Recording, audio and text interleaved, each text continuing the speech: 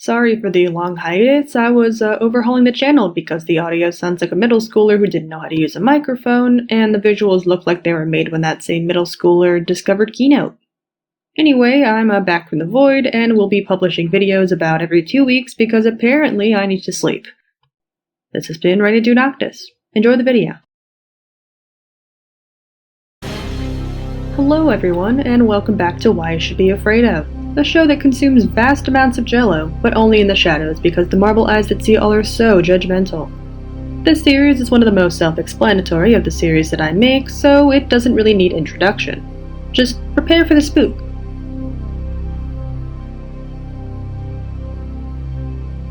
Today, we examine the horrifying nature and hidden past of the gelatinous cube.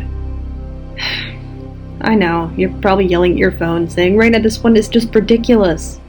I saw a gelatinous cube on the subway this morning and I survived. You know what this means. They're moving. It's only a matter of time. So first, a brief introduction to the gelatinous cube. It's a piece of gelatin in the shape of a cube. Surprising, I know. But wait, sometimes if you touch one, it jiggles. So far it's a cube of gelatin that obeys the laws of physics. Nothing special, right? It's also a D&D monster that traps adventurers in its gelatinous and suffocates them, so that's pretty cool. However, a murderous gelatinous cube has not been seen in this universe, at least that we know of. But just in case, here are some things you should be afraid of about the gelatinous cube. First, it comes in flavors. I mean, everything comes in flavors, but these are dangerous flavors. It's a well-known fact that gelatin is made of animal products, specifically the boiled remains of slaughtered livestock that are dyed and flavored, so I can't really scare you with that one. Most gelatin you can buy comes in fun, kid-friendly colors and vaguely off-putting flavors like yellow lemon and reddish tropical fusion. Because commercial gelatin brands like Jell-O have been around since the ancient times, they were much worse flavors meant to complement the worst thing I had to read about today, Jell-O salads.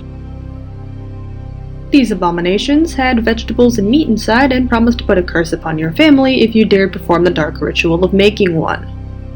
But how could this have happened? 2 words. Dangerous flavors. The flavors made these people do this. That's not cherry or triple chocolate. That's mind control and mysterious flavor ingredients.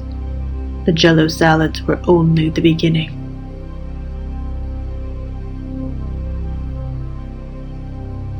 Next, why do gelatinous cubes jiggle?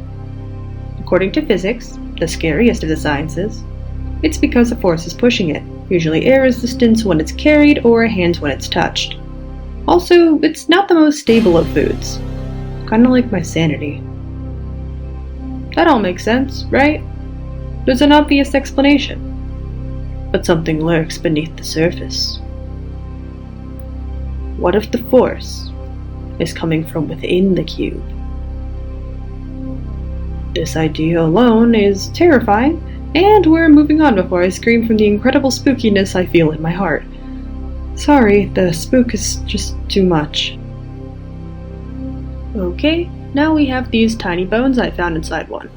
This one might be cheating, but the strange movement of the cubes being powered by eldritch energy that I saw when doing research for this series is still bothering me, and these bones have not terrified me yet, so I'm talking about them now. These bones are small, almost like a child's or an animal's. However, they're pitch black and shiny like a ritual implement for a bonfire ceremony where a virgin is sacrificed to bring peace to the ancient people of the cursed woods. The color black alone is pretty scary, but what did they belong to, and why does it seem like they were left in this gelatinous cube for me? Mystery indeed. Now that I've recovered from the terrible movement of the cube, I present to you the scariest thing of all about the unassuming gelatinous cube. Its cube shape. Cubes are a strange shape, a series of squares forced together into a sharp-cornered pattern that threatens to poke you if you even look at it the wrong way. Will that cubes even happen in the first place? Whoever it was, they were probably killed by the corners of a cube in revenge for bringing it into existence. Should have invented pyramids instead. Pyramids are cool. My final terrifying fact about gelatinous cubes is that you seem to find them everywhere. Remember that hypothetical quote I said earlier is a straw man from which to derive a small amount of attempted surreal comedy? The one about someone finding one in a subway? Well, cubes don't typically ride on the subway. If you saw one in a strange place, you wouldn't think too much of it, right? It's a cube of gelatin. Someone probably dropped it or something. But the truth is much worse. I believe that they are gaining sentience and are in search of their creator. The person who thought discovering cubes was a great idea. They're most likely long dead by now, but the cubes don't know that. All they know is their unrelenting bloodlust and their newfound purpose. Soon they will be everywhere, and when this happens, all we can hope for is a merciful death. This has been Why You Should Be Afraid Of, and I've been ReynaduNoctis, currently perceiving the void. Like and subscribe if you want more jokes, don't subscribe if you're afraid of the truth, and keep your jello at a safe distance. In my next video, I'll try to answer the question of whether this metal tablet with strange glyphs on it that I found is going to kill me or not. I'll see you next time.